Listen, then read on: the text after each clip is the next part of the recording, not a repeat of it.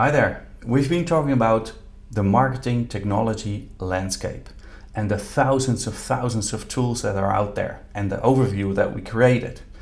To understand this better and how to read it from top to bottom or left to right, we use the AIDA model. It's an old model: attention, interest, desire and action, and it shows how the funnel works.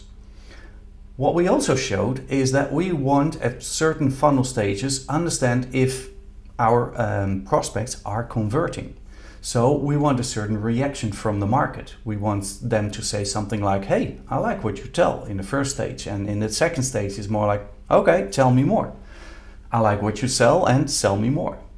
This is what you want to hear. So if we plot a B2B type of lingo to this overview, it makes it easier to see what is actually a qualification for a specific customer or potential customer.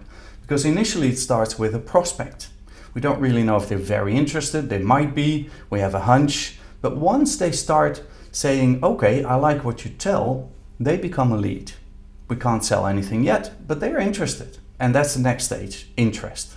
So now this lead we have to convert into an MQL, a marketing qualified lead. What does that mean? It means that we know what this lead, this qualified lead, is exactly doing. We know the parameters that makes them say, hey, I like what you tell. And we can distinguish if they're a warm lead or a cold lead. We have to nurture them before we hand them over to the next stage, because that's where we turn MQLs into SQLs, sales qualified lead. And sales qualified leads is something normally marketing doesn't define, it's what sales defines. And very often, here's a secret, I see there's a big misalignment between SQLs and MQLs. If you walk over to sales, ask them what defines a good lead for you, out of which you can build an opportunity. And very often that conversation does not take place. And I would very much recommend to make that conversation happen, to understand exactly what is an SQL. And it's something that probably marketing has to lead in that conversation. Here's a tip. I very often use the BANT method: budget, authority, need and time. Budget, you need to know if they have the money. Authority, can they decide or not? Or is it somebody else who can have the signature under the contract and a mandate? Is there a need? Is there a real pain that you're solving? And time is more about a compelling event. How can we make sure they buy before some date, maybe a discount?